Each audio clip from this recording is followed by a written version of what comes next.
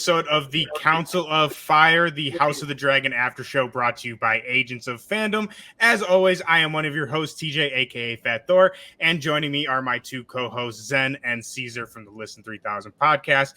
And this week, joining the Council of Fire, we have friend of the show, Sheed, rapper and producer. Sheed, how are you doing today, my friend? I'm saddened. I'm saddened. Not even gonna lie. Saddened. It was a tough episode. Tough episode. Tough but great. So before we start going over the episode and stuff, since you're our guest on the council today, before we start going into the episode, I just want to ask you before we start kind of what your relationship with House of the Dragon is, Game of Thrones. Are you a late adopter like we all were on Thrones? Were you tuning in every week for it? What was your relationship before starting this? I got into Game of Thrones around season four. Okay. Before right after the Red Wedding. I saw everybody talking about the Red Wedding, and I think that's when I got into it because I had to see what was going on. Mm-hmm. And then from there on, it's been a healthy obsession in my life where I've had to I haven't read all the books yet, but I've definitely gone on the wikis and just looked at everything, watched almost every video on it, watched the little extras that they have explaining the lore. So I'm I won't say I'm an expert, but I think I'm pretty well versed. Ooh, I love that. I love someone who does their homework. Everyone out there knows that I'm a book reader and I'm always looking for the nitty-gritty details. So I love that. And you were, like I said, you hopped in earlier than all of us. We talked about it on previous episodes. We all were kind of later on Thrones. I didn't start watching it till I think right before the last season. So you were on the ground floor, man. If anything, you're the expert of the group on this council. So we're super excited to have you, my friend, and welcome. Happy to be here. Let's get into this episode because we were talking about it before we started recording here, and this is a crazy episode, and this episode I think just begs for conversation. So let's start it off like we always do. Before we get into some of the nitty-gritty details, I want to get y'all's overall thoughts on this episode as a whole. Sheed, as our guest today, I'll have you go first. I thought it was a great episode. It's definitely one of those episodes that people will talk about for the next couple weeks, depending on how the next few episodes go. But it's definitely, war is here now, fellas. War is now finally here. The first 3 episodes was very much dialogue and trying to avoid it and, the planning of war and everything. But this episode is okay, war is definitely here now. We're ready to go. And, the rest of the season is going to be hectic, Yeah, absolutely. I mean, I feel like we've been saying it every single episode as it's been coming on, war is here, war is coming. It's for sure here now. We have seen it start. It has officially started on the battlefield. So Zen, I'll throw it off to you. What were your overall thoughts of this episode? Man, right there with what she was saying, I feel like this is one people been waiting for. Again, I think we talked about it off the show, about how people had been kind of impatient with the last few episodes, how things were going, and people just so ready for the dragon fights, and they gave it to us this episode. From the conversations, the interactions to the fights, A1. This is one of the best this season so far, for sure. Caesar, you got anything to add on top of that? I think we're all in agreement here, unless you come out of left field with some crazy I hated it. Nah, in my opinion, it might be the best. I said to Thor off the pod, the only episode in House of Dragons so far that could be more than it so far off of memory would be the wedding one from the first season. Outside of that, this is like that to me. Yeah, I 100% agree. We were talking about it, kind of ranking it, and this is 100%, we said ad nauseum at this point, crazy episode. But I think for me, it's probably my favorite of the whole House of the Dragon so far. We also talked Thrones overall. I think that's jumping the gun a little bit. I think with a good argument, you could definitely fit it in a 8 or 9 slot. I wouldn't even say maybe 10. But I mean, we're stacking up some pretty great episodes. And speaking of great episodes, of these great episodes we're speaking of, I do want to point out a quick little fun fact is the director of this episode, Alan Taylor. He directed plenty of Game of Thrones episodes, and he also directed House of Dragon episodes. And some of these episodes were the season final for season 1, which was the death of Ned Stark, which, I mean, pretty much set the tone, I think, for the entire Game of Thrones series. We also have the final. Oh, and the name of that episode, surprisingly enough, was Fire and Blood, which I thought was kind of interesting. But he also did Beyond the Wall, which I think is one of my personal favorite episodes. We're talking about Game of Thrones when they go past the wall and fight all the walkers. And he also did the season finale for season 2. So this dude is no stranger to directing epic Thrones episodes and epic battles, and I think he for sure delivered on that. So let's get into this episode. We begin with Daemon at Harrenhal, something we talked about in the last episode about the curse of Harrenhal, kind of went into why he may be having these kind of visions.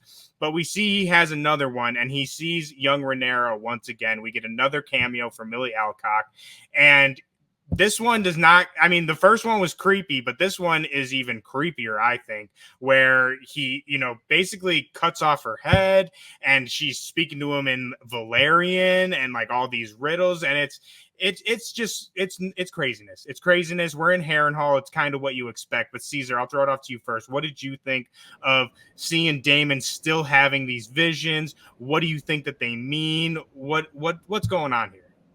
First off, he got to get out of there as quick as he can. I don't think he's going to be able to as fast as he probably should. But every time they show it so far, it's been crazy. And I agree with you, Thor. I think it was crazier on this episode too. I don't know. What was the second question? I'm sorry, about Daemon? Just like, what do you think's going on with him? What do you think? I said, he's losing. What are these visions mean to him? That was it. Okay, yeah. What mean to him though? This stuff, I don't know, man. We were again trying to talk about that off the pod, and I feel like you could take them a bunch of different ways. So I really don't know. Part of it is me thinking he's trying to like deal with his demons and trying to have to kill his demons to an extent, but I also think it's just there to mess with him too. So I really don't know where it's going to lead to, but I'm excited to see that. Yeah, my dude's tripping hard in Harrenhal. Sheed, what'd you think of all this? Both this vision that we see in the top of the episode, and then later on we get some more of him kind of tripping through the halls. I agree with Caesar. He has to get out of Harrenhal. Whatever is going on, whatever he drank from Alice is crazy. Like, it has him tripping out. And I think that pretty much Harrenhal is just like affecting him, where he has to deal with a lot of his quote unquote sins that he's done, like just wrestling with his morality of like, yo, am I okay with this woman being the queen? Am I cool with surrendering my my desire to be king?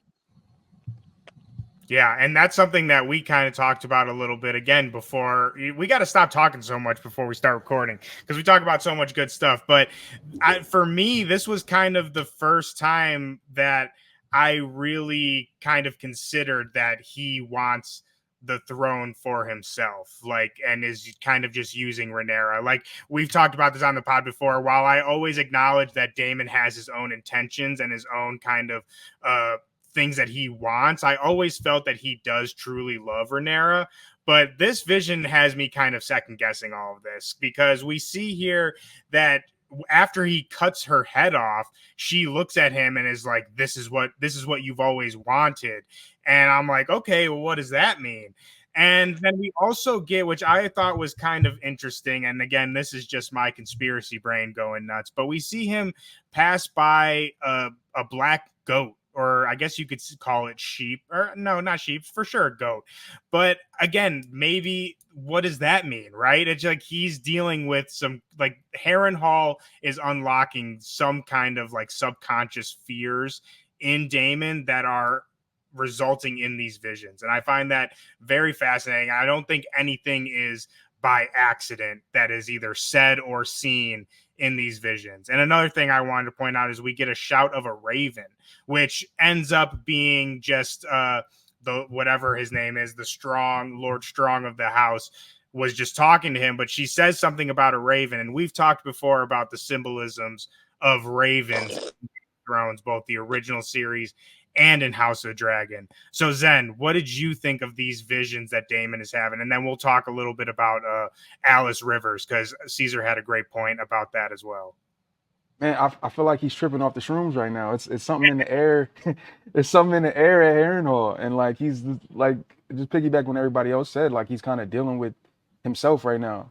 And I feel like I don't know if this is the right time for him to be going through all this, but like he's going through it, and he's just saying some crazy things. So I'm really curious to see how he's gonna when this is done, when he leaves Harrenhal, how is he gonna be towards everybody else, especially towards Rhaenyra, like because he's seeing some crazy stuff for sure. Yeah, 100%. And like we said, and then he's talking to this witch lady, which again, we talked about in last episode, kind of went through who she is. But basically, to sum it up, she's a witch.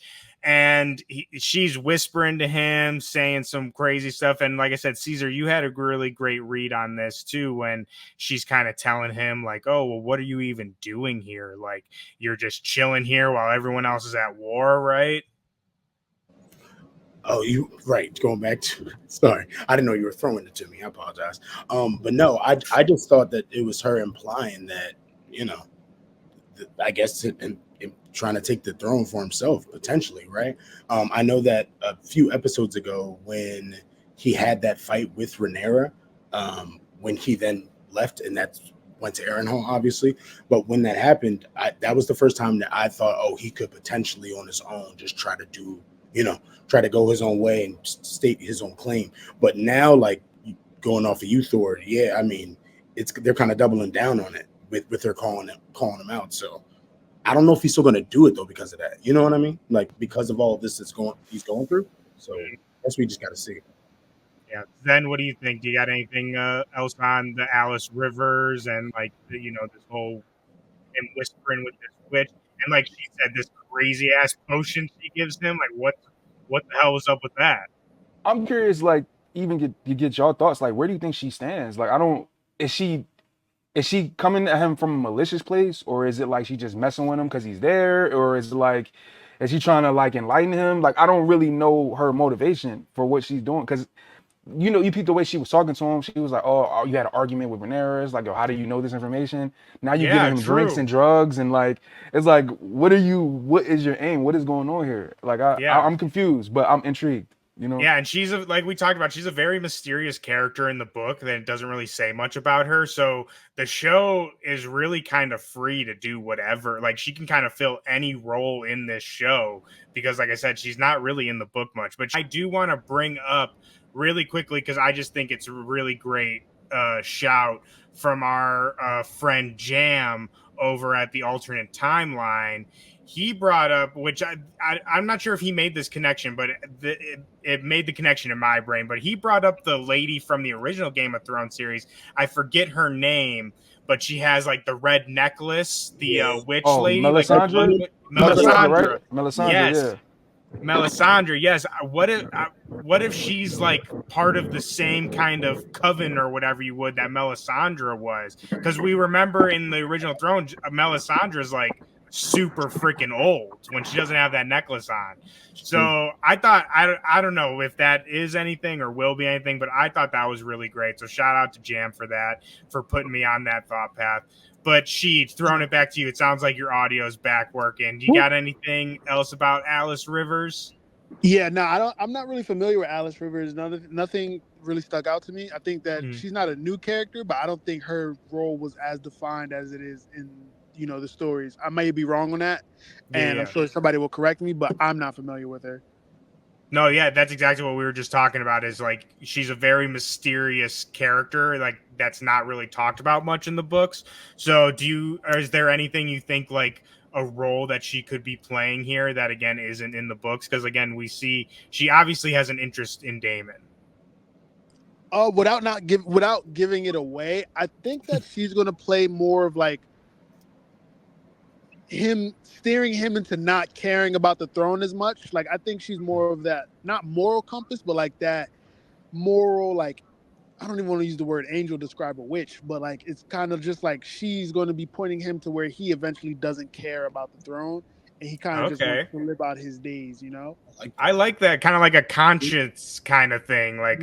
like his little Jiminy Cricket or something. Yeah. Like yeah, exactly. Oh, I like that. I never even again something I never even considered, but I really love that. And so again, Damon's just kind of tripping in Harrenhal, and I mean we're definitely going to see that come into play later on. But moving on from that, we then get Rhaenys, and she's at the ship docks, and she comes into contact with Alan of Hull, which I wanted to bring this point up just because we talked about last episode. We're starting a new character watch here on the show. So currently we have Alan and Adam of Hull, and we also have Hugh Hammer, who we saw last episode, and Ulf the White. And so in this episode, we don't see any of the other characters. We just see Alan, and there's something going on there with Rhaenys. Jesus, man, these R names are gonna kill me. Rhaenys and Alan of Hull. She, caresses him very gently on the face there, and her and Corlys have a pretty intense conversation after that. So I want to get your guys' read on this. And Sheed, I know that again you've been looking up stuff and reading stuff. So if you do know like the secret here, we're trying not to spoil that for everyone yet, but I'll throw it off to you Got it. first. What did you think of Rhaenys and this kind of whole interaction she has with Corlys? I think Alan. I can't remember if they did, but I do think Alan has some sort of familial relationship with them. Mm-hmm. I can't. Yeah, I think that there's something there. Maybe like he was a young kid that they took in or something like that. Ooh. Yeah, Rainey's. What's his name again? Frick. Corlys? Corlys. Yes, sorry. Corlys, was out on the sea for a long time, so he may have come across a kid that needed help or whatever like that, and raised him or something of that nature. Wink, wink. Oh, I like that. I really like, again, a point I never considered, but I really love that. And Caesar, I'll throw it off to you next. What did you think about this whole thing? Again, like, and not only that, but I want to ask too, like, what do you guys think Rhaenys knows? Because at least what I picked up off that conversation, she knows something about Alan and who he is, what his relationship is. Seems like she knows. So I'll add that on to the question as well. This gets hard, y'all, because y'all know stuff and I don't. So if I say something, we don't know anything. Spoiler off because a man knows nothing. Okay, all right, you say that because I was watching it, and while I'm watching it, man, I turn to everybody. I'm like, oh, so that's her kid. That's his kid. Let's just get it out there. I'm like, oh, that was your first read. 100%. What else am I supposed to do? Some of the stuff she said kind of was like, what did she say? He deserves to be treated better than Hayden in the top. Like, you know what I mean? Like, it sounded like while I was watching the context shot, clues. Like it was like you'd have left him out in the streets this whole time, and you should have been out here. You know what I mean? It was. And Corlys kind of got pressed a little bit too. He was like, "Do not speak on it," or some shit like that. Like, so if I'm ruined that, I'm sorry, but what else was I supposed no, I mean, hey, you have not read the books or anything, so if it comes from you, in my mind, like it's not a spoiler. That is a pure like you are just going off of what you saw in the show. No, for sure. If anyone here is the one to throw out that kind of stuff, it's you for sure. But Zen, what did you think? Are you with Caesar on this? What was your read on this scene? Yeah, I agree with Caesar on this. Like the way she was, I don't know, bro. She was giving you a lot without saying a lot. You know what I mean? Mm-hmm. And that whole scene, she was just like the part with the mom. She was like, "Yeah, your mother must be pretty." And then Corlys walks up. You can see on her face, she's like, "Yeah, this. I know what this is." Like, and I'm like, "Damn!" Like, it's crazy. The Dude, yeah, household. The household is wild. It's a wild like household. you said, she was like, your mom must have been pretty. I was like, oh shit. Like, which again, we talked about this last episode, and we're gonna talk about it a lot in the next, half hour. But the late again, I should have looked this up before we started. Maybe one of y'all can do it while I'm rambling. But the actress who plays Ooh. Rhaenys is Yeah. so damn good. And like you said, Zen, what she's able to say without saying it, I think is incredible. Same with Emma Darcy. Like they are just Eve Best, by the way. Eden Best. Eve. Eve Best. A shout out Yeah, shout out Eve to her. Best. I mean, claps Yeah, in the great. chat. Such a great performance of the whole series overall. But this episode, she really, really brings it. Again, we're going to talk about that more later. But next point I want to talk about, which again, this was something that I was watching and it was like, is this just me reading this or is everyone else picking up on this too? Right. So we get Allison and basically we kind of, catch back up with the Green Council. And am I the only one who thought that Allison is pregnant? And like that's what the Maester is bringing her, like a kind of medieval kind of plan B or something like that. Zen, I'll throw it off to you first. Again, am I like that's what I thought immediately was like she's for sure pregnant, and we get later kind of her interaction with Laris where she's like, oh yeah, I was just feeling I ate too much lamprey pie. Like we all know that's bullshit. What's going on here, Zen? Am I the only one thinking this? No, I'm right there with you, bro. That was one of the first things I thought. And then you seen her like holding her stomach, and then like Yes, I'm that's like, what got yes, me. The holding of the stomach. That's what yeah, really got me. yeah. I'm like, oh, so yeah, that's you got a Christian Cole child. All right, that's where we going with this. I'm Dude, a little like, Cole. a Oh little my Cole, god. and he don't know. That's not the one that had a baby with. You're That's not the one. that's Dude, a little Cole. I'd be so Very much fucking anti-Christian Cole. I hate him. yes. He's a We Stand hate loser. strong, brother. dude, He's a we hate loser. Christian Cole so much. But Sheed, what did you are you with me and Zen Oh here? yeah, I'm Were with you you. thinking the I'm same with you on thing? that. No argument here. No argument here. She was definitely pregnant. Caesar, I feel like when we talked about this, am I remembering wrong? You had another kind, not another point as like saying you disagreed with us, but Right. you had another layer on this that I thought was really That's the interesting. way I look at it. Just because I'm assuming she's pregnant, right? But Mhm. my first assumption was just, oh, she's taking Plan B because, just on the slight chance that she Yeah. was pregnant. But y'all right, she kept holding her stomach. But I will say, I noticed more that she was holding it after she took it because her stomach was hurting. I thought because the dude said that her stomach was actually going to hurt. Yeah, Even though she maybe lied to Corliss and tried to flip it, she just had the runs. I think she actually also was a front. I don't think she was lying Yeah. on the phone. Was all. So another point I wanted to bring up, besides the fact, like you said, is she pregnant? Is she not? But I mean, we talked about this last episode too, and I think this really came to a head now that she had this interaction with Rhaenyra, and like she is just reaching so hard. Like she's talking to the Maester about, oh, did you think Viserys wanted yo. Aegon to be like, bro? Maester's like, dude, this is not my job. Like, I don't know why are you asking me. I just thought that was so like funny, and like I said, like, why are you asking the Maester, right? His And face. Desperate. She's so desperate right now. Just for yes, anybody to validate her, like her. She's seeing how much of a mess up like this is for the realm. Like the death that she's about to cause, all because she just couldn't like make sense of it all. It mhm. wasn't for her, it wasn't for her, like because she tried to move so hastily and sneakily. Now she's seeing the consequences of her actions.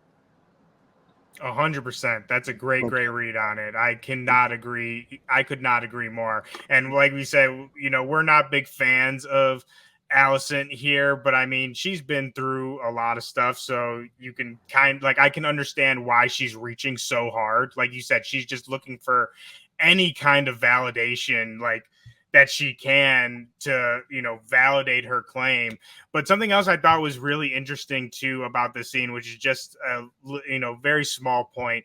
But when the Maester comes in, she's kind of playing with Viserys's little dragon statue. The dragon statue that she gave him when she was a kid, like before they were married and all this stuff.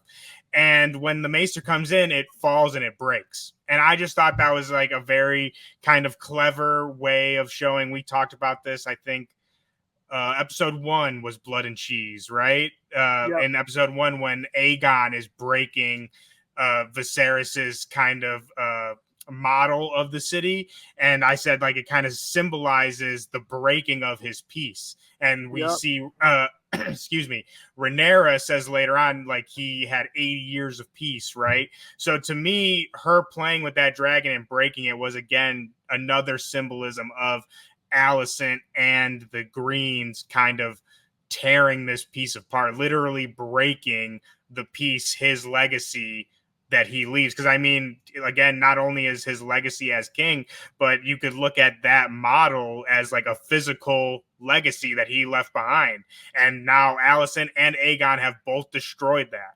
So I thought that was very interesting. But another point we have to talk about the Green Council is Aegon and Aemon and the Green Council. We get a great scene of Aemon getting some revenge on Aegon, and really just no one taking Aegon seriously. No one, I mean, we see it from his Kingsguard, we see it from the council. Sheet, I want to get your thoughts on this first. What are you thinking of, again, Aegon, the lack of respect that he gets from this council, and then, again, Aemon kind of bitching him in that council meeting? So I have two thoughts. One, it's not his fault. He was never raised to be king. He was never raised to have this, like he never thought he was going to be king. He very much was of the idea until his mom and his granddad put the idea of being king in his head. He was never prepared for this. He doesn't know about the high council meetings. He never sat in on those from what I see in the show. Like it was Rhaenyra. So like he doesn't know how to carry himself like a king. Everything else is just coming off as a spoiled, entitled jerk, which he was. And once you give somebody like that even more power, it's going to get crazier. And that's where he's at. Like it's his fault for being this way, but it's also not his fault because he was just kind of thrusted into this position. So of course nobody's going to take him serious. Yeah, I absolutely love that because we've talked about this before. I mean, while he's not necessarily a good dude, I do kind of feel for him because, again, he never wanted to be king and they never wanted him to be king. And he just kind of got thrust into this. So I think that's a fantastic point, Sheet. But Caesar, I want to get your thoughts on this as well. Again, just the lack of respect that he gets from everyone, and especially, again, from Aemon. I mean, honestly, she made a really valid point. It's like he never had a chance, to be honest, for them to respect him, in my opinion. Like, I don't think there was ever, he just wasn't the one they were going to respect, any council. You know what I mean? With the way that he operates, the way that he is. And they've seen him grow up, and he's always been like this. So they're like, get him out of here. Aemon, they're afraid of him when he walks in a room. Yeah. So it's not the same energy. You know what I mean? They're going to listen to him just off of fear. So it does kind of suck that even though he is not a great person too, or was, I'm sorry, rest in peace to him. But it definitely was really nothing he could ever do about it, in my opinion. So I feel like his path would have ended up going somewhere near this route either way. Yeah, and I love the point that you just said too about how Aemon really kind of gets the respect in the room and kind of, takes charge of the room. Like the energy is totally different with him. And again, going back to the great performances in the show, dude playing Aemon is killing it. I mean, like you said it perfectly. Sad he's going, bro. Huh? I'm kind of sad he's gone. I'm saying Aemon, or did I misspeak? Oh, I'm sorry. Yeah, eye patch dude. Yeah, no, I agree though. He is also great performance from him as well, especially with like the insecurity. Again, where we're seeing like no one respects him. He plays that kind of like again, like insecurity so well. Yeah. But yeah, I was talking about Eamon though. Like I think you hit it on the head of like there's just this like kind of energy he brings to the room, especially like we see him walk up to the map and he's like, we're taking this and we're taking that and we're gonna take that, right? And so Zen, what did you think of this whole scene? Again, the lack of respect that Aegon Aegon seems to be getting from everybody else. Aemon taking charge. Do you got anything else to add on to these points? Man, I kind of feel sorry for Aegon, man. Like going back to what both of y'all said about how like he just wasn't raised to be this. And like I feel like he's in his position and he's trying to do better. You can see he's trying, you know what I mean? And everywhere he goes, he's striking out. When he tries to do something, it just goes wrong every time. And like I don't want to jump ahead, but like even the conversation with his Alicent, I felt bad for him in that situation. Because he's kind of reached out to her so many times for help. And she just kind of like she told his ass to do nothing. You seen his face after that. It was like, yo, what? You put me here. Like it was like you did this. Yeah. Like I'm here because of you, and you're not even doing it to help me. It's almost like they more so don't want Rhaenyra to be queen more than they want Aegon to be king. Not almost. Right. I feel like that is exactly what it is. No, that's it. Yeah, 100%. Not almost 100%. If it could have been if it could have been Aemon, they would have for sure picked Aemon. But because it's Aegon, they got to roll with Aegon. But if it could have been anybody else, like I feel like if Viserys had said Aemon is the Prince of Promise or whatever like that, they would have made it Aemon. Yeah, but this was definitely out of just I don't want Rhaenyra to be queen. Yeah, they would be 100% on board. And I think I forget who it was, so sorry I can't remember. It was a like tweet I saw in passing. And I think it is 100% true though. And they were saying how really like all of this really comes down to that they did not want a man or not a man. They didn't want a woman to rule the realm. Like all of this comes down to because they didn't want a woman to be the queen. And it's like literally all of this shit just comes down to that. And it doesn't matter who it is, as long as, like you said, Sheet, as long as it's not Rhaenyra. They don't give a shit who it is as long as it's not her.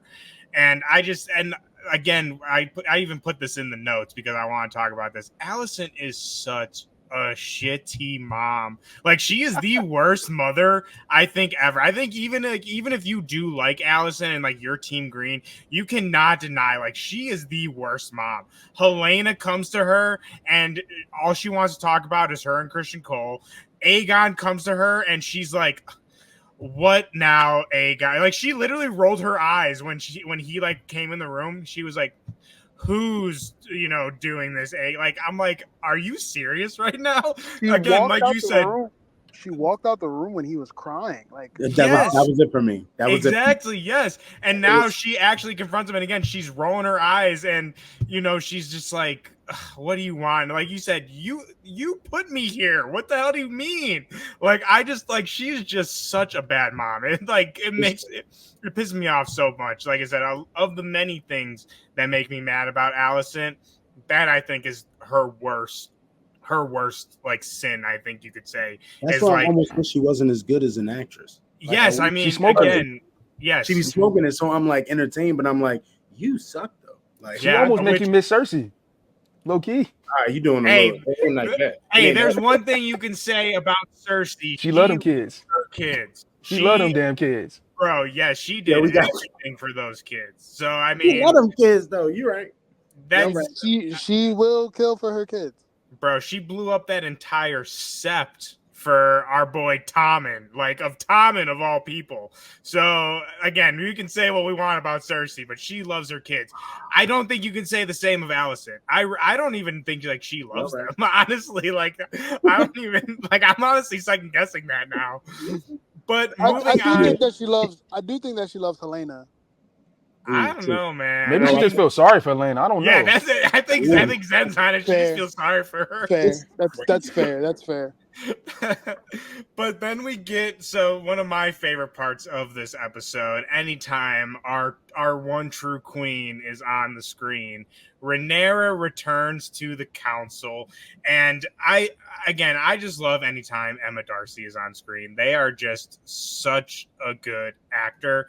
And something that I really also loved about this scene is we see Rhaenys, again, going back to how great Rhaenys is, before Rhaenyra comes in, she's very much like kind of taking charge of this council. And like, again, stepping in. And I think it's very interesting because in the book, there's like, this is kind of known that Rhaenyra steps away from the council for a little while. And there are some people who think that she appointed Corlys and Rhaenys to lead the war council while she was gone. And we see here that that kind of was true. Like, while she never really like formally appointed them, Rhaenys was kind of running shit. And I want to shout out Jace too. Jace was doing his little thing. But something that I really thought, again, was interesting about this whole kind of thing is they're arguing of who's going to go. And Rhaenyra finally decides that she needs to join this war. And who puts herself up? But again, Rhaenys, who again is kind of leading this whole council this whole time. So I want to get your guys' thoughts again on this whole thing. Rhaenyra returning, Rhaenys offering herself to join this war in Rhaenyra's stead. And also, I want to get your thoughts on Jace too, because we see he's a little fiery against his mom when she comes back. He's not too happy with her. Sheet, I'll throw it off to you first this time. My thoughts on that are pretty much as follows. Rhaenys is my forever queen.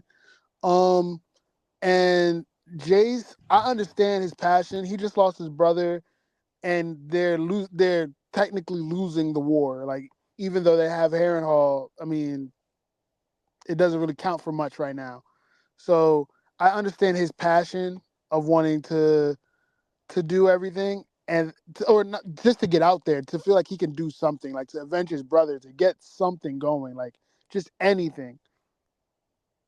And Rhaenys is the most experienced dragon rider out of everybody, and she felt that it was her duty to go out there. So it was unfortunate, but it was what she needed. What she felt she needed to do. Yeah, 100%. It's one of those things, which, I mean, she brings up a great point, though, that Meleys, her dragon, is the only one that is battle ready. I mean, Rhaenyra's dragon has never seen a battle. Jace's dragon is still very, very young. And so really it does make the most sense for her to go. And something else that we forgot to talk about that I want to bring up too is with this whole Black Council and the men of this council, something we talked about in last week's episode, again, are kind of pressing Rhaenys and Jace, and we see them going after Baela too. And she snapped back at them real quick too when she was like, well, if you have a dragon, you can try that next time, right? I was like, hell yeah, get his ass. But again, we see the council kind of taking advantage of Rhaenyra's absence and kind of trying to take advantage of them. So I really love how Rhaenys steps up to them. And then not only that, but we get our boy Corlys steps up into the court and kind of sets everybody straight, which I absolutely loved. But Caesar, let me get your thoughts on Rhaenyra returning, and not even Rhaenyra returning too, but also like her decision to finally join the battle, because this is something that we've talked about in previous episodes, her kind of unwillingness to act. Does she have what it takes to really do what needs to be done? So what are your thoughts? I'm not gonna lie, y'all. This scene was crazy because the more you talk about it, it's so much actually happened in the scene. Like, even just down to the sexism, straight up, like with all the guys at the table, you could see it when Corlys came. They were just like, "Oh, okay, I'll be quiet now." They shut up real fucking like quick a guy when that Corlys has authority is here now. Like, it was so obvious. But man, a lot really happened in the scene. I loved Jace, like you guys were talking about in the scene, like exactly for the reason that she said. Like, I'm glad that his mom didn't let him do it, but because of that, I'm glad that he's ready, war ready. You know what I mean? But man, I'm not gonna lie to y'all because I don't want to go too far ahead. But like, I knew what was going down the second that Rhaenys was like, "Hey, you know who gotta go." You know what I mean? And I was just like, no, but you're right, though. But you're right. Like, you're the only one that should be in this situation right now. So, man, what a great scene. The acting in it. Again, Rhaenyra's face. Mhm. To me, Rhaenyra's reaction was like, girl, I know you about to chat. That why you go? No, really, like that's how I took it. Like, don't do the thing that I know you tell. Don't do that. Don't. You Yeah. know. So, man, honestly, might be one of my favorite scenes of that episode. Like, there was a lot happened, and I love Bayla snapping back. Man, so much. Somebody on Twitter was like, you can see that Daemon her dad every time she get a chance to talk. I'm like, yes, sir. True. Sure. Very true. Very, very true. I love it. But no, man, what an incredible scene, honestly. Like, there was so many intricate parts in that. Like, Mhm. that entire scene. Yeah, so many moving parts and kind of setting so many things up. Zen, what'd you think about all of this? Man, y'all kind of covered it all, but like, damn, man, it was so layered, man. It was so much Mhm. going on. Damn, man. Like, but I don't know what to say. Yeah.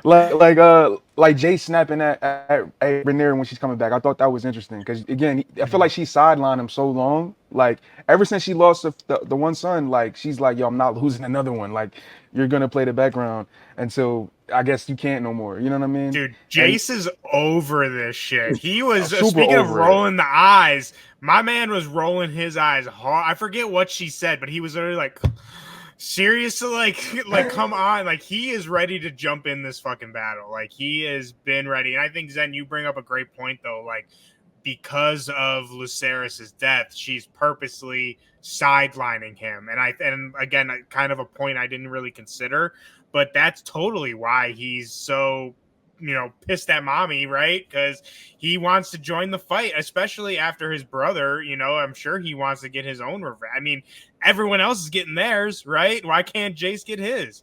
So Yeah. I think that's a great point. And something else I really thought was kind of really funny in the scene that I just wanted to bring up.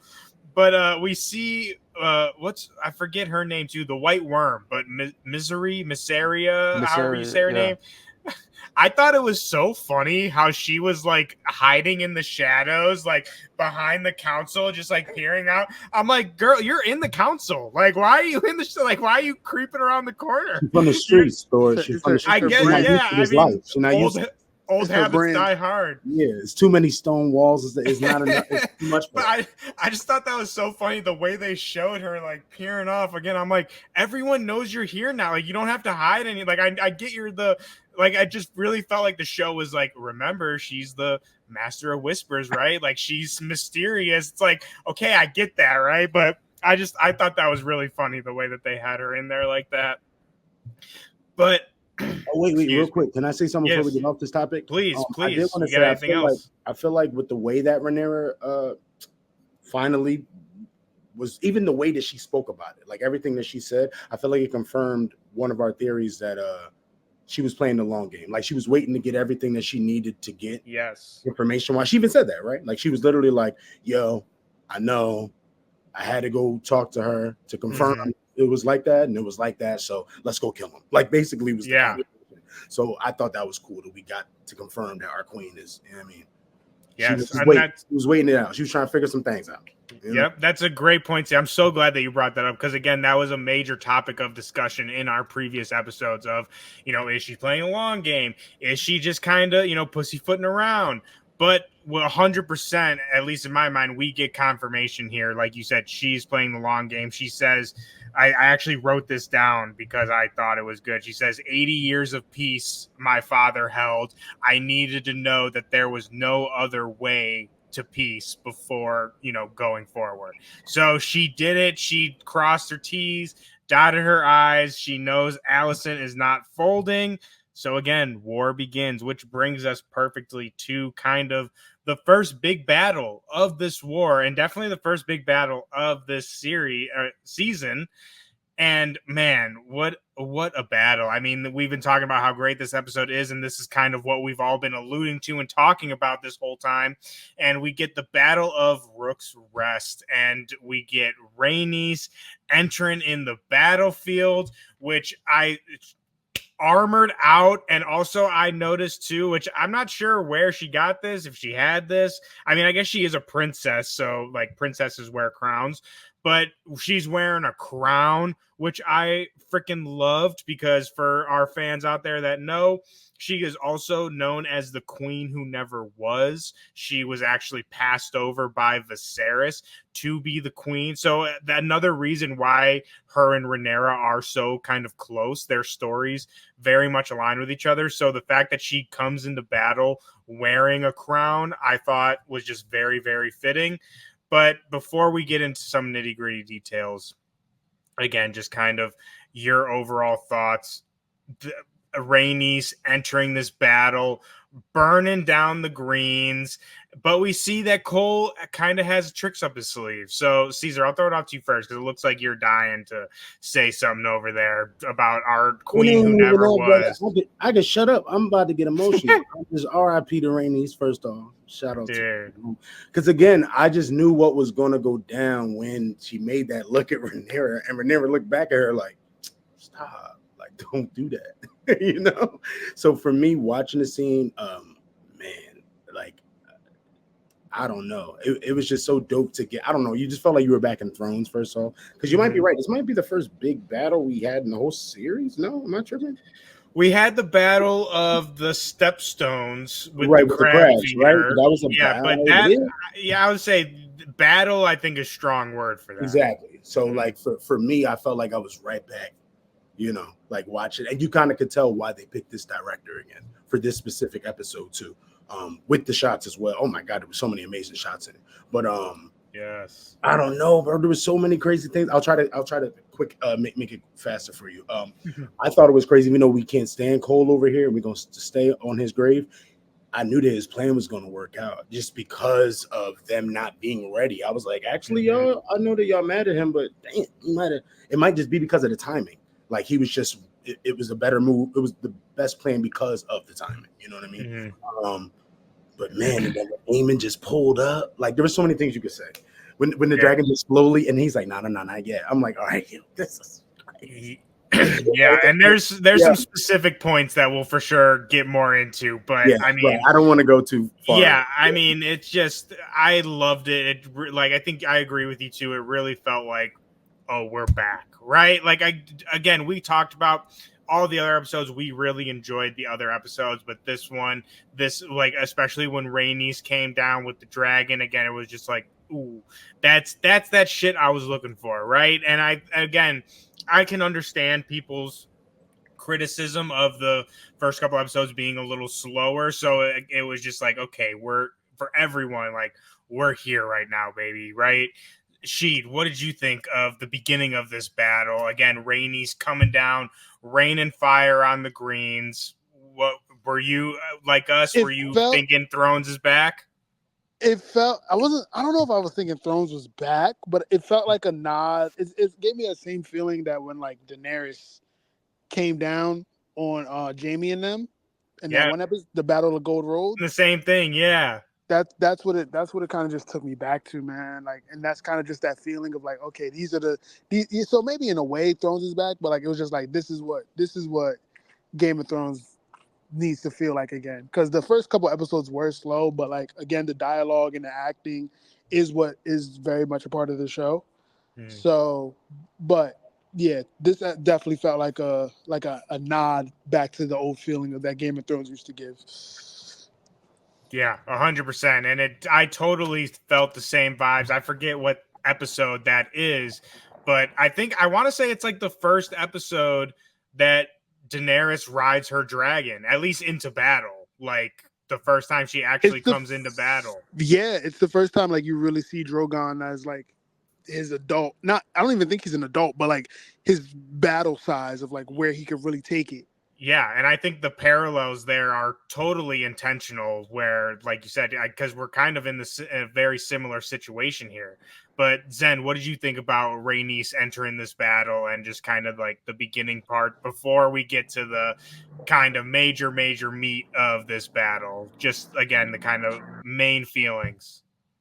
One thing I want to say before I get to the Rhaenys part, I thought it was dope how while you see everybody getting ready for the battle, they overland Rhaenyra telling Jace about the song of Ice and Fire. Like I thought that was so the juxtaposition in that part was so fire, bro. Like Thank you so the much for bringing music, that up because I almost forgot yeah, about that. Thank you. Yes. Great. yeah, like the music, and then like her kind of telling him, and then he's like, what is it? And then she like, it's the song Ice and Fire. I'm like, oh, she said it, she said the word, but Oh, she like, said the thing. but that, and then all of that, it felt like it all was leading up to like when the dragon sets down and it's like, yo, it's time now. They brought the toys out. You feel me? Like it's really about to get crazy. You got Aegon coming, messing everything up. Him popping up. It's like, bro, he not even supposed to be here. He messing the plan up. Like Mhm. it was so many moments, so many moments. Like it Yeah. was just incredible. I feel like this is what we all been waiting for, the dragon fights. You know what I mean? Like we didn't get a Mhm. lot of that in Game of Thrones because Daenerys was the only one with dragons. So like she had Yeah. nobody to go against until later in the season. But this is like dragon versus dragon. Like this is what they promised us with this show. So like I'm glad we finally get into it. They call it the Dance of Dragons for a reason, my friend. And I'm so glad that you brought up the Song of Ice and Fire because I almost skipped that point entirely because I have something to say about this because we've talked about this before. This is like one of my favorite parts of this show is this whole concept of the Targaryen dreamers and Aegon's dream. I find that so fascinating. And so I think it's also fascinating that Jace now knows this prophecy, this like world ending prophecy that's only supposed to be for Targaryen kings, right? And this is where I'm going to get a little crazy on you guys right now. You guys know I love a good crazy theory, right? And so I'm thinking of this. And so Jace now knows the Song of Ice and Fire, right? This whole prophecy of the prince that was promised and the dark that comes from the winter and from the night, right? And who did we see Jace with in episode 1? A Stark. Kragan Stark. And now he knows of this prophecy. What if, again, this is where I'm going to get crazy Yeah, on hold up. y'all. You about to? What you doing? What if he tells Kragan of this prophecy? And I feel that like Kragan goes, might know already. You think? but I'm saying this could go all the way back, all the way down to Ned and I forget who Jon Snow's dad is, the Oh Targaryen, my god! his sister, whatever Ned Stark's sister is, Jon Snow's, mom. What if they were all aware of this prophecy? What if the birth of Jon Snow was a little bit more planned out than we originally thought it was? What if, again, I forget their names, but what if his parents didn't just fall in love because of happenstance? Wow. What if there was a reason? I mean, not saying that they didn't actually fall in Right, love, right. but if there was some kind of prophecy reason for the Targaryens and the Starks to maintain that relationship all the way to when Jon Snow is born.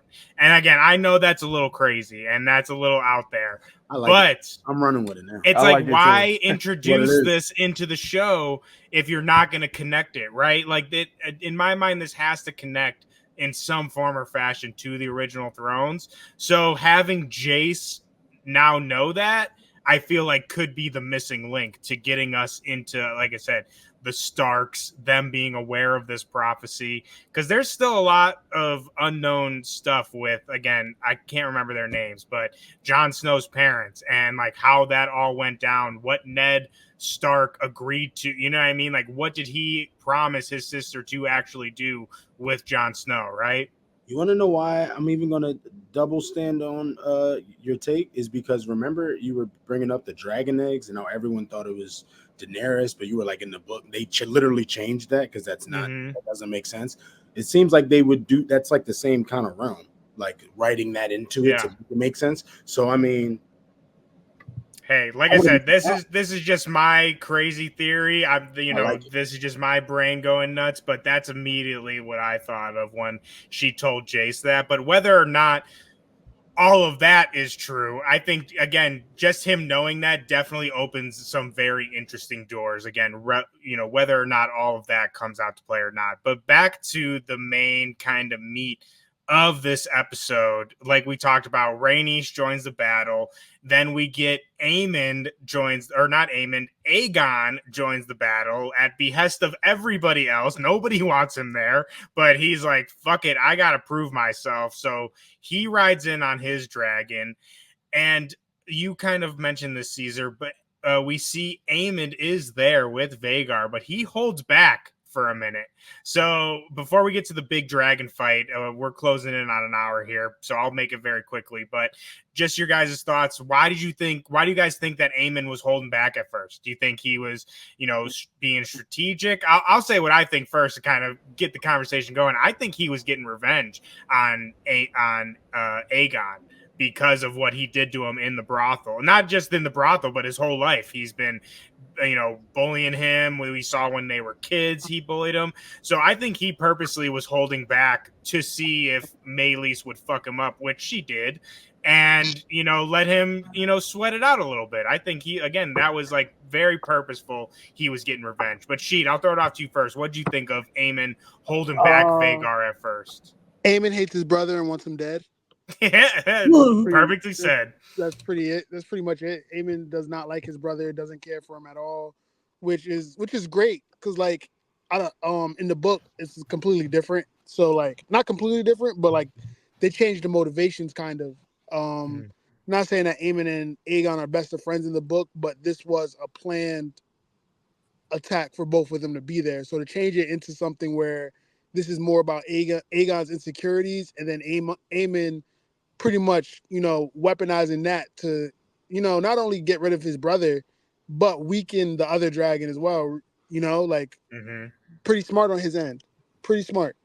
Yeah, that's really smart. And I love that you bring that point up, Sheed, because that is definitely a change from the book. Not necessarily a change, but we kind of see how it really went down here in the show. Whereas in the book, Aegon, or at least it's reported that Aegon and Aemon both fly in together to the battle. But we see here, like Sheed expertly pointed out, that Aegon really comes into the battle. No one knows that he's coming, and he's only coming again to kind of prove himself. And Aemon sees this opportunity and kind of holds back a little bit.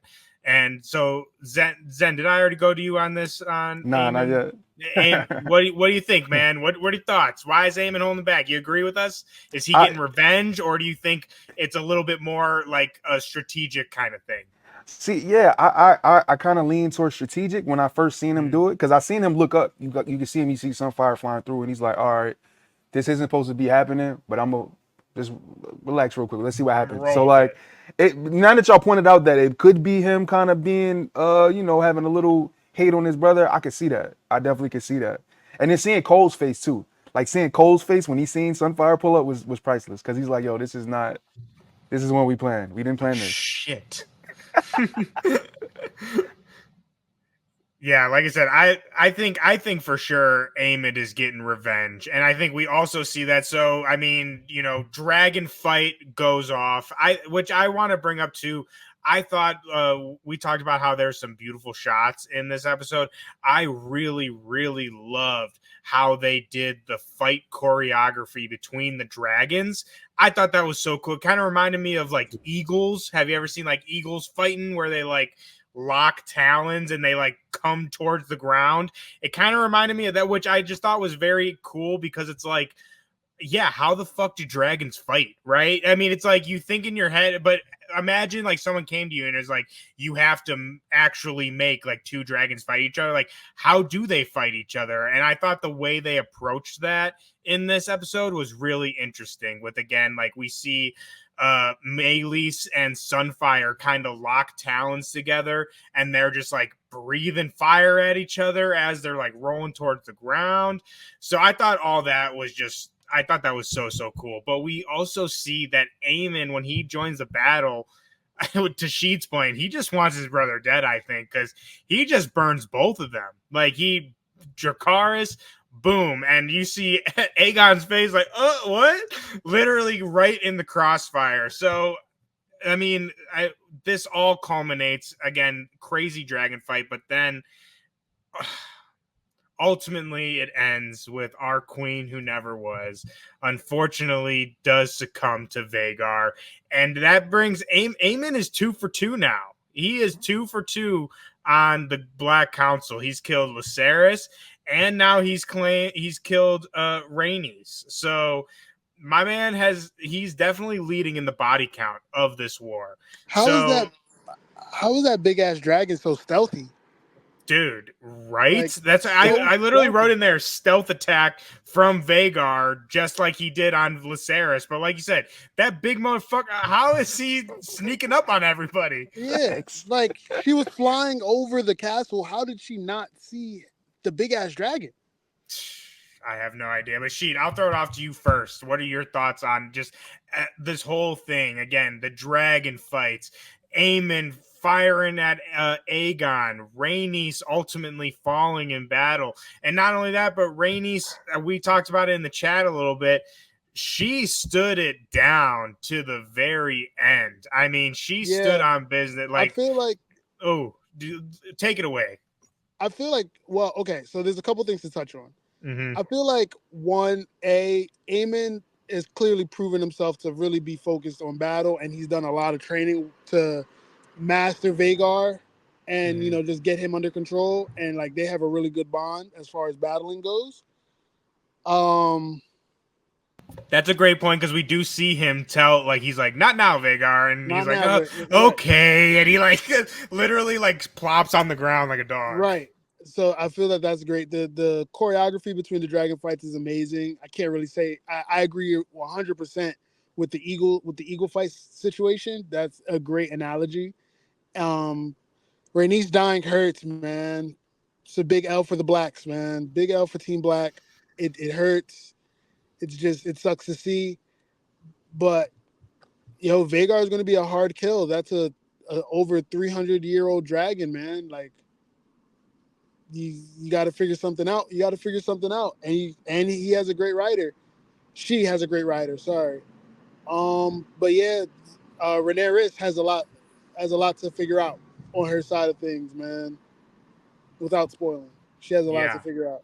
I mean that's also a great point. The loss of Rhaenys is huge. I mean, we were just talking about how she basically was keeping the Black Council together in the past couple episodes. Oh, that's what I was looking to say. I felt that she knew that she was going to die at some point, and that's why she kept on going back, because she could have left.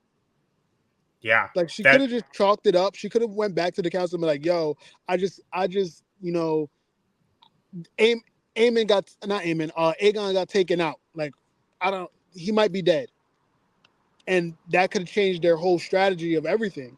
Dude, she could have came back with the king. Like, she came back, I just took out Aegon and killed like half their fort. Like, right. Oh man, it makes me so sad to think about. She could have rested her wounds, but I feel like she knew that, like, either that or she knew that, like, Vhagar was going to come to Dragonstone. Like, Dragonstone was right across the bay, as they said. And I feel like she knew that, like, they were going to have to take care of Vhagar at some point.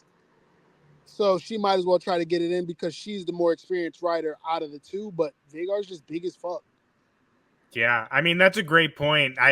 Like you said, I mean, it's definitely a good point to consider that she just wanted to take Vhagar out. Like, that's we see why that is definitely the most powerful weapon in this war right now.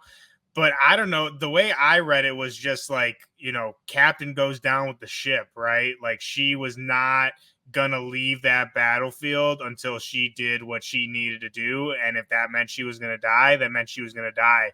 And I totally agree with you too. I feel like she either knew, or part of me kind of feels like almost looking for it, like the death, like she knew and or was looking to die in that battle. And something that really kind of solidified that for me was, like you said, she turns back. And I even counted, because I was like, no way. She came back twice. 3 times. Wow, 3 times. Yeah, 3 times, yeah. There was 3 separate times where she could have easily just flown away and left and retreated. but each time she came back, and on the third time, she locks herself to Meleese. And that, like I said, was the moment where I was like, oh, she is going to die. Like that's like she's intending to go die, and she's gonna go down with her dragon. Which also, again, speaking of incredible shots of this show, we see when she's dying, I've like literally tore my heart apart. Her and the dragon like look at each other as they're like, oh, we're talking about relationships with dragons like Aemon and Vhagar. Meleese and Rhaenys, that's the relationship you want to have. They are they have the closest relationship, I think. But Caesar, let me throw it off to you. Just again, all of this. There's a lot to go on this. What you want me to say? What's the question? No, I'm just kidding. How sad are you over Rhaenys? So broken. Damn near got a tear. No, but seriously, this scene was just incredible. I agree with both of you. I think that both of you are correct at the same time with why she chose to go back. I think both reasons are at the same time. She thought all of it through, at least with what I saw. With the way she did it. I don't know, man. Exactly what Sheed said, that this is the biggest L that they've taken yet. And you know, we Team Blacks over here, but this is a bad L. This is like I don't really know who's going to fill that role at all. I don't even know if that role will be filled on their council. You know what I mean? I don't know if you can fill it. Collectively, 2 different people, 3 different people. I don't know, because they definitely don't respect Rhaenyra. So, and they don't really respect Rhaenys, but they do more to Rhaenyra. So now it's like that's out there. Unless if Corlys, you know, becomes a greater relationship with her, that could be a nice piece. I was just about to say, I know one person who's about to be fucking pissed, and that's Corlys. I mean, I don't want to be on Dragonstone when he finds out. You know what I think, yo? I think that's about to make him lock in with his son. You think that's gonna make him go? Here's a question: you think that'll make him go closer that way, or closer to Rhaenyra, because he's gonna be like, we need to kill I feel like them. both things. I feel like both things will exist, but I do have a feeling that I will think, because of what Rhaenys said to him about Alan before she died, you know, be like, yo, you need to be looking after him a little better. And he was like, yes, he's going. You might literally see Alan and be like, damn. I gotta go for it. I know, Ray. I know. Let me go. I know, Ray. Get out my ear.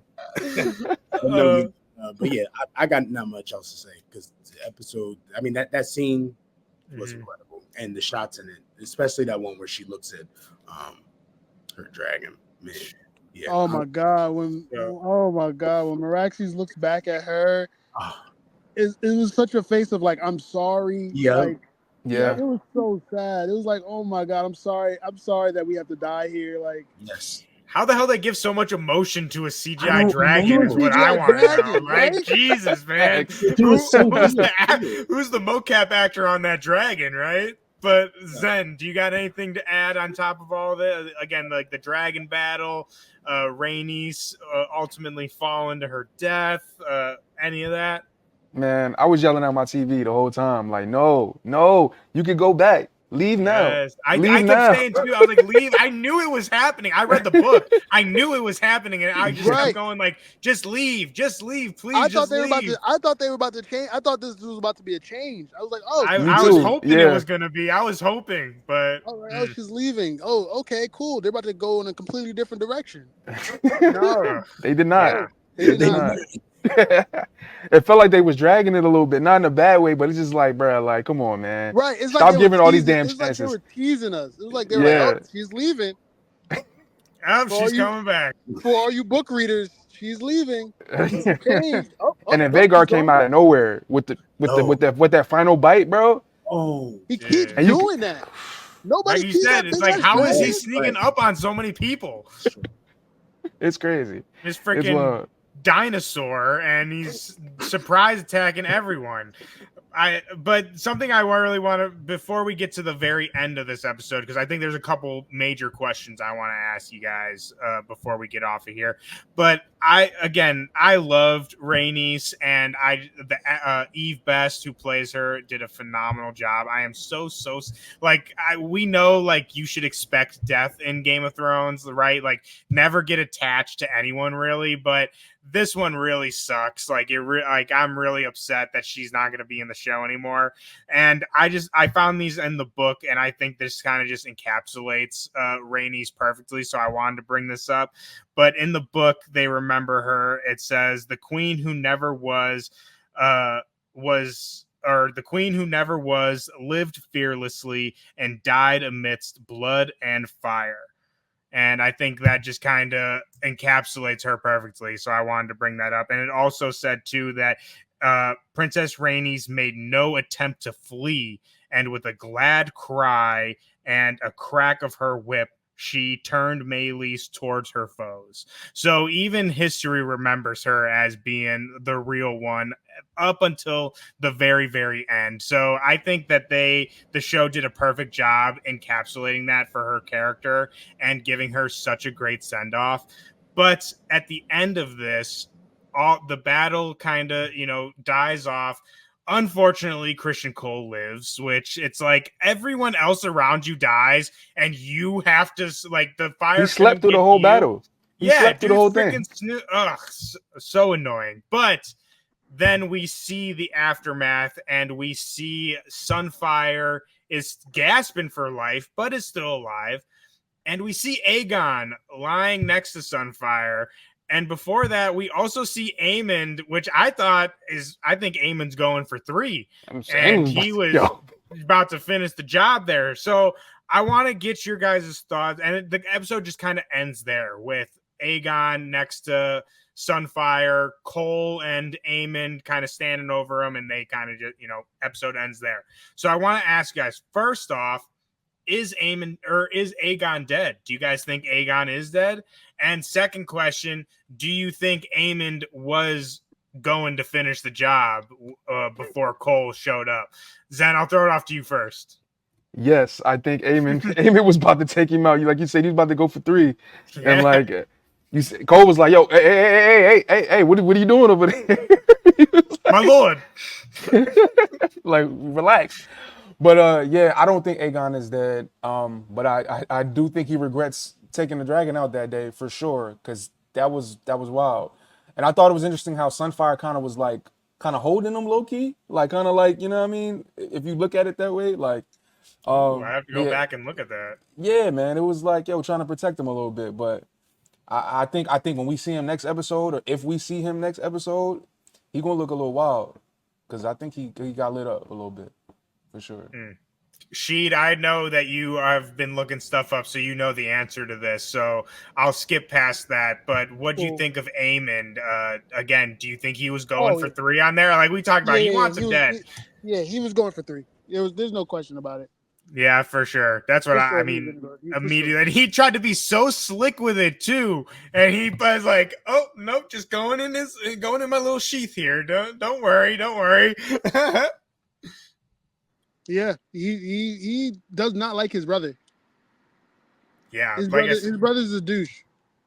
I mean, 100% a douche. And I think it's very interesting too how they're playing that relationship in the show, because Sheed, again, you've read a lot and looked stuff up, and from my knowledge of the book and from my memory of reading the book, they don't really go into like their relationship very much together. So it seems more so like their relationship is that of a knight to a king, more than it is a brother relationship. 100%. Yeah. So I really enjoy, like, we're getting kind of a peel back on Aemond and like kind of his motivations that we don't really get in the book. But Caesar, what do you think of this? 1, again, do you think Aegon is alive? And 2, was Aemond going for 3? Was he going for the triple threat? That's crazy. Y'all know so much stuff. Me as a simple fan, I was like, oh, he did. He going. I'm over here talking to Amber like, so now that Aemond is going to be probably king, what do we do? So I guess not. I don't know. So that never even occurred. So you're not even dead. I'm not even going to lie. I mean, I will say I watched the trailer for the next episode, and it was kind of not a tease, but like Allison's like, is he dead? So the fact that she even said that, I'm like, oh, okay. I was thinking the same thing. Again, I'm not going to spoil anything, but I felt like that was a little kind of like, I wish they wouldn't have added that in the trailer, right? If they didn't get that, I wouldn't have thought anything. I'd have just been like, yeah, because I feel like it's a little kind of like a little teasy. Yeah. But outside of that, though, what was the other part of the question? Oh, did I think he was gonna like when Aemon had the sword over? You think he was really just putting it away, or if somebody didn't think that? What did they think he was doing with the knife? Like I said, he's just putting his sword away after a valiant battle on the field. Right next to his. Okay, you're right. No, but I will say I wanted to say something else. Why is it that is it just me, or am I wrong about the way that I'm looking at it? Every time somebody dies, there's a death on both sides at the same time. Is that true, or am I bugging? At least this season. I don't know. I have to go back the twins both killed each other, and now Rhaenys and we don't know Vagon now. I'm thinking of Vagon. That's what I was saying. The son for a son. That would be 3 times. Could not be dead. So if so, then I'll shut up. But I just you're on something here, though. I mean, like you said, when one person dies on one side, another dies on the other. We had Lucerys died, and then the little kid died, and then, like you said, Eric and Eric, which technically they're both on 2 separate sides. We just don't know about this one. Well, y'all know, but I don't know. Yeah, well, I mean, again, we're going just off of what we saw in this episode, and just off what we see, we got Aegon and Rhaenys. Right. So that just makes me think that maybe that's going to be a reoccurring thing. I don't know. Maybe that's a very interesting thought. Then something that I didn't really pick up on. So I'm definitely going to be keeping watch for that. But something else I wanted to bring up, and this is, again, it doesn't really amount to much. Just kind of want to get your guys' thoughts on it because I think it's interesting. And again, this is just my conspiracy brain going. But something we haven't really talked about, and I feel like I haven't really seen many people talk about, but another kind of thread that we have in this show from the original Game of Thrones series is Aegon's dagger.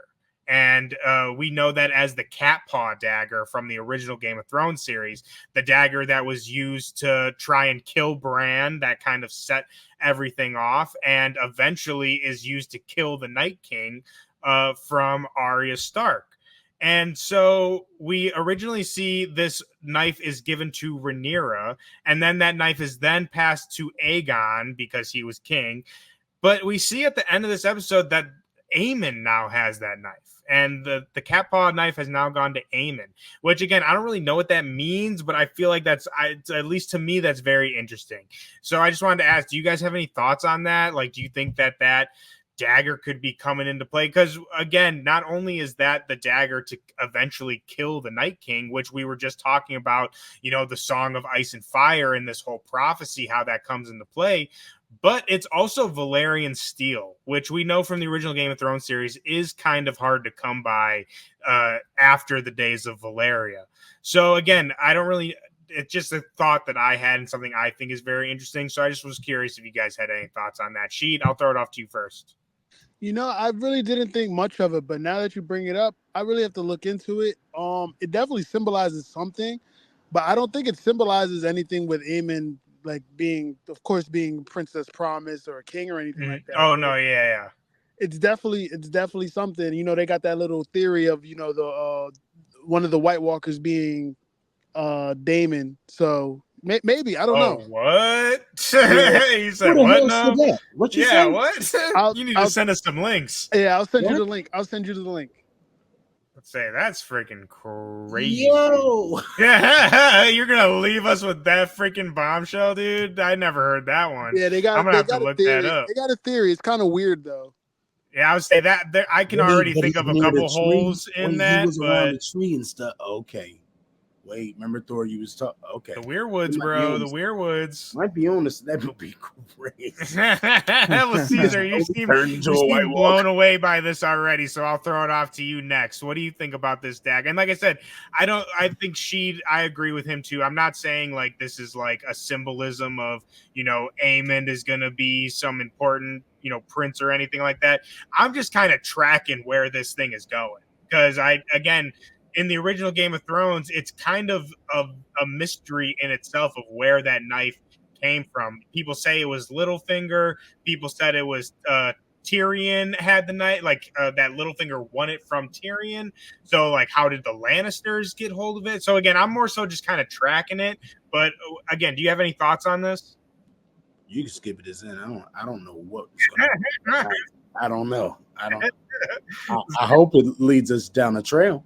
Me I too. don't know what that trail will be, but Zen, what do you think? You got any thoughts on this, on my crazy theories?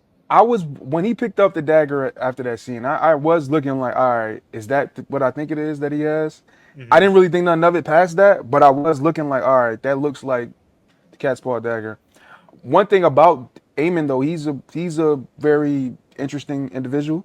So I could see him like just on some weird stuff one day and just, oh, what if I lit it on fire and then he sees the inscription on the dagger. That's I what could I just was see just that about to happen. say, dude. I See, totally, right we're here, talking about this. right I here. forgot. I'm pretty sure the prophecy is on the blade. It is. So if he does, like, thank you, Zen. Like, I was Yeah. literally just about to say whoa. that.